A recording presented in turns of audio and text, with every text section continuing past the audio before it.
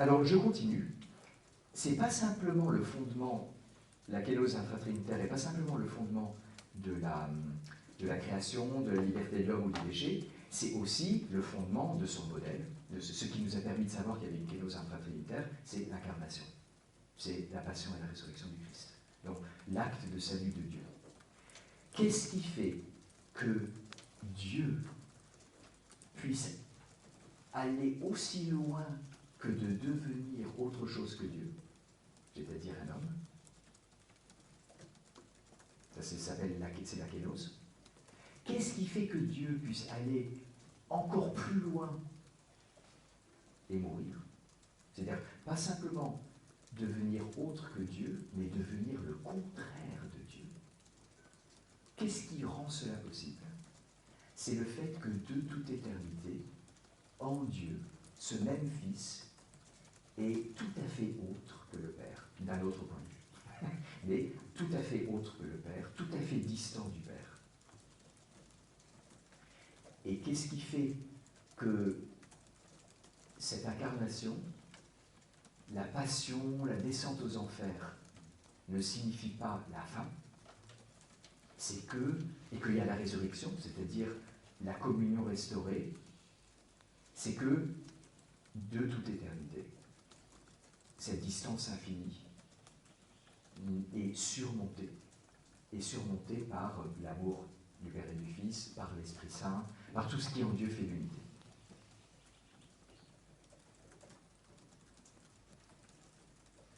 Et ça explique aussi pourquoi Balthazar, comme Bulgakov, parce qu'il se base sur Bulgakov, est très radical dans sa conception de ce qui se passe avec Jésus sur la croix. C'est assez proche de Moltmann va reprendre ça. Mais vous savez que pour ces auteurs-là, vous ne savez peut-être pas, mais vous allez savoir tout de suite, c'est très très radical. C'est-à-dire, sur la croix, Jésus est vraiment écrasé par le péché du monde. Et même écrasé par le Père, dit Balthazar, dans le sens où, vous savez, pour les auteurs comme Thomas d'Aquin, ou les auteurs plus classiques, Jésus sur la croix souffre vraiment, et il souffre même plus que qui que ce soit a jamais souffert, parce que comme il est Dieu, sa sensibilité est extraordinaire, et donc il souffre beaucoup plus que n'importe qui peut souffrir. Sa souffrance aussi est parfaite. Mais, en même temps, comme il est Dieu, il conserve ce que Thomas et les autres appellent la vision béatifique. C'est-à-dire qu'au moment le plus horrible, infernal, il est en même temps en parfaite communion avec le Père et dans une paix profonde, au fond. Et Balthazar dit non. Non. D'abord, dans l'Évangile, on ne voit pas ça. Alors, il y a différentes versions. Il y a mon Dieu, pourquoi m'as-tu abandonné? Et aussi, entre tes mains, je remets mon esprit, donc beaucoup plus paisible. Il y a quand même plusieurs dimensions de Jésus à la croix, mais il ne semble pas y avoir la dimension de c'est bon, de toute façon, dans 3 jours, je ressuscite.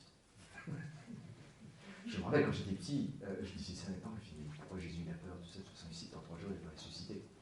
Et pour Balthazar, non. Il vit vraiment radicalement jusqu'au bout ce qu'il est en train de vivre. Il a vraiment l'impression d'être abandonné de Dieu. Il a vraiment... Et ça, pour le Fils éternel, c'est horrible. Parce que, contrairement à nous, il sait que ce n'est pas simplement un petit soutien, mais c'est son existence même. C'est tout. Il est en train de perdre tout. Perd tout. Et Balthazar dit, quand le Fils rend l'Esprit au Père sur la croix, ça fait partie de la kélose, parce qu'il perd son lien avec le Père. L'Esprit, c'est son lien avec le Père.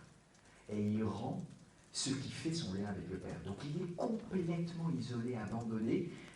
Il a l'impression, pas simplement que sa mission a échoué, mais qu'il n'y a plus le Père. Et en enfer, alors là je pense que pour le coup, Balthazar va vraiment trop loin, il dit en enfer, Jésus perd la foi, l'espérance et la charité. Alors c'est un peu logique parce qu'en enfer, il n'y a pas de foi, l'espérance et la charité. Mais la plupart des représentations de l'enfer, c'est le Christ qui entre victorieux de l'enfer. Il casse l'enfer. Et Balthazar dit, non, Jésus vit vraiment l'enfer, avant de le renverser. Mais il le vit vraiment. Et du coup, il vit ce que vivent les âmes dans l'enfer, c'est-à-dire Il n'y a pas de foi, d'espérance et de charité en enfer. C'est la définition de l'enfer.